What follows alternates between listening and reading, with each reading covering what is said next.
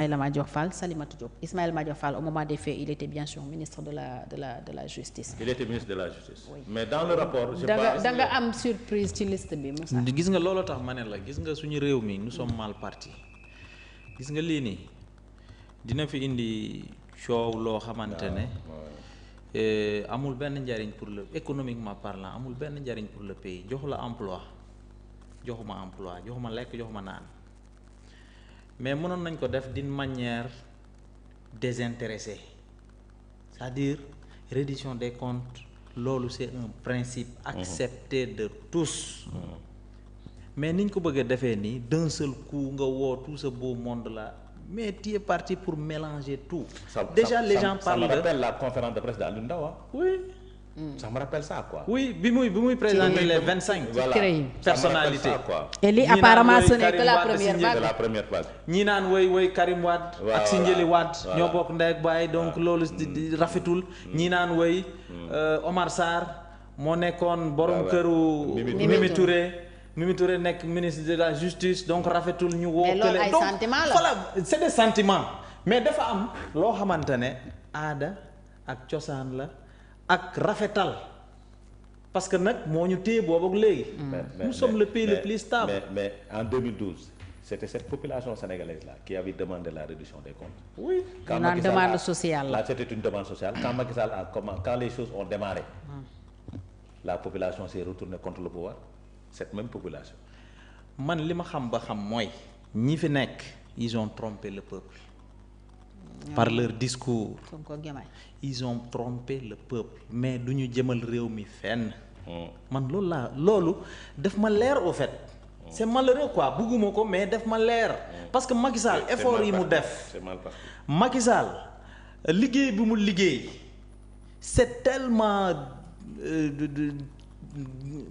dafa bari tellement que ak stratégie man gisuma ko ci ñii parce que da ngay gis benn volonté d'abord nga gis ne à l'œil nu nga gis ne ñii bu ñu jógee par exemple fële la ñu war a dem wala fële am lii am fa et cetera ñëw versé ko ci réew mi mais loolu yëpp gisaguñ ci dara ça fait 1 an 12 mois déjà loo tax ma ne la gis nga rapport yi ñoom bu ñu muusoon dañuy génne benn rapport régler ko ba pare ñu génnewaat beneen rapport régler ko ba pare parce que la reddition des comptes c'est un principe accepté de tous.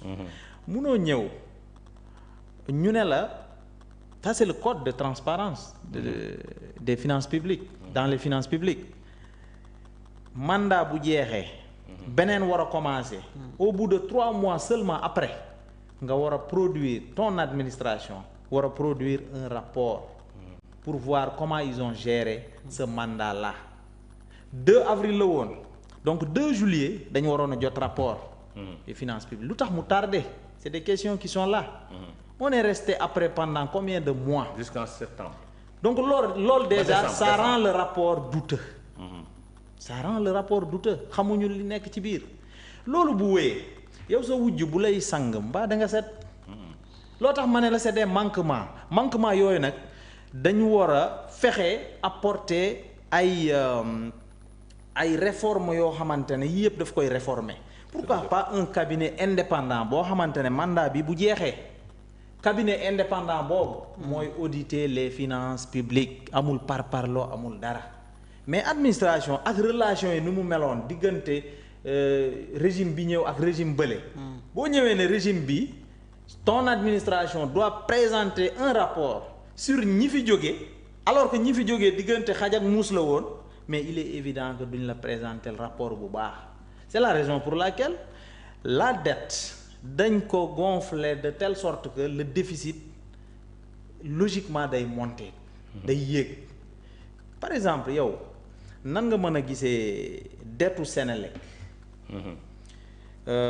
dettu yenn administration yi ñoo xamante ne seeni dette la ñoom ñoo koy fay directement c'est pas la dette de l'administration centrale ñu jël dette yooyu yëpp boole ko ci dette de l'administration centrale mais il est évident que déficit bi day yokk bu yokkee nag loo tax ñu ne bi premier ministre ñëwee encore une fois premier ministre moo nekk le chef de l'administration donc bu waxee dara attendez-vous à ce que loolu mu répercuté wu ci rapport bii ñëw parce que nag ñoom du ñu ñeme def lu neexul le chef de l'administration weddi seen patron duñ ko ñemee weddi moo tax bi mu waxee rek ça biaise complètement après le rapport ça le rend incrédible. Mais attends Moussa, tu es en train de me dire kon tu es en train de réconforter. Quatrième sous-sol. Non, tu es en train de réconforter les DAGE qui disent que sama ministre moo ma sant. Ça c'est warul demee noonu dans l'administration. warul demee noonu. mais warul demee noonu. mais malheureusement aujourd'hui qu'est-ce qu'on voit. si le c'est-à-dire bu dee noonu la demee de on est mal barré. waaw kon su nekkee noonu la demee premier ministre moo ko wax gars yi def ko kon nous sommes mal barrés dans ce pays. dama ne la nous sommes mal barrés depuis que ces gens-là sont venus. depuis premier jour kon amuñu chance. depuis lors nous sommes mal barrés. loolooy dëgg. gis nga daaj bu ci tiit bu ci ragal yoole ministre. man maa la wax lii est-ce que du noonu la ma sa demee maintenant reste à voir est-ce que yoole boobu c'est valable. ce sera valable parce que du écrit du dara wax kese. parce que l'administration elle est écrite quand même. l'administration elle est écrite quand même. moo tax rapport. Cour des comptes je me rappelle quand Antoine Diome rappelait cette leçon au DAGE dans la traque des biens mal acquis en tant qu'agent judiciaire de l'État. Instruction orale ku ko exécuter lu la ci fekk. yow la ku ko exécuter yow la.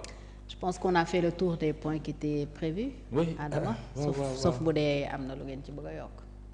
waaw bon Moussa moom il a ses comptes à régler moom. je pense que ko bàyyi mu wax de. gis nga man lu mu bëgg naa ko wax gis nga xam nga lu tax waxuma da ngay ñëwaat. c'était pour xam nga c'était non il faut mu ñëwaat comme fii ku fi ñëw nga sax non il faut mu ñëw ñu parle on va parler de l'APR. de l'APR très que de bien l'APR. ça me fera plaisir On énormément ne parlera que de parce que c'est passionnant hein. non dinañu def un débat sur l'APR. c'est-à-dire tu reviens. parce que Moussa il a des problèmes yoo xam ne daf ko war a régler. c'est-à-dire du moom rek de.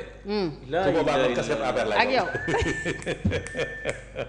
jàpp leen date heure bu ngeen bëggee ñu programme ko. mais je vous dis gis nga un parti politique doit être très solide mais liy joxe dëgër laay googu dafa bokk ci solidarité dafa bokk ci organisation dafa bokk ci respect mutuel xam nga lu tax loolu parfois du ma ko doon wax parce que dama doon jaay dama bëgg président tellement bu ma ko waxee day mel ne dama koy yàqal fu mu toll ni président néew fi lu ma neex laay wax lu ma neex laay wax. waaw kon nañu bàyyi ba mercredi prochain ñu wax ci. leneen li sant la mercredi prochain nga ñuy wax lu la neex. gërëm la. maa ngi lay remercier. sant Adama Adis gërëm ko. Adama Adis nag y a pas longtemps j'ai baptisé ma fille. il a fait le déplacement. il est venu jusqu'à la maison. donc loolu. vraiment dama ko koy santé. te bettuma sax d'ailleurs.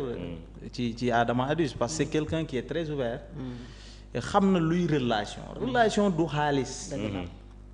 relation du dara lu dul yëg-yëg bi et c'est important loolu la ñu amoon 2008 jëm 2012 malheureusement à partir de 2012 ñu bëri moo tax ñu démissionné parce que boo xoolee tey parti Pastef bari na fa ay ndaw ñoo xamante ne APR lañ jóge dem Pastef aujourd'hui ils sont des députés ils sont des DG etc. C'est parce que y avait pas la solidarité et la générosité auparavant. Man j'ai rencontré des jeunes de Pastef on se respecte très bien.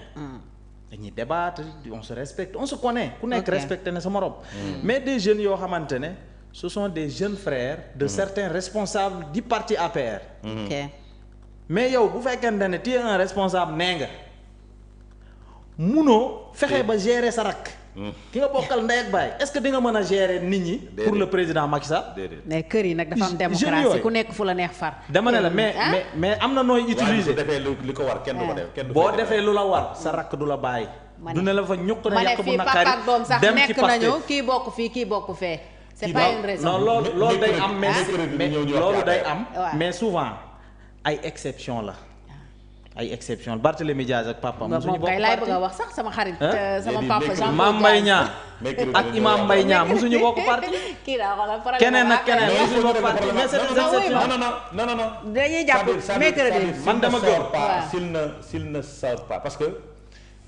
li ko naqari foog mu wax ko après dafa nekk en tourbillon oui il faut mu wax d'accord pour que les gens se ressaisissent. Moussa à mercredi prochain et puis man faut savoir que man. dafa jiite ay ndaw ko nee na Macky nekk lu ko neex lay wax kenn benn man toppuma kenn te lu ko neex lay wax te lu ko neex lay kii wax Macky Sall rek lay topp. d'accord te parti bi bëri na ñoo xamante ni Macky Sall lay topp moo tax. ministre buñ ci woo doo gis parti bi yëngu.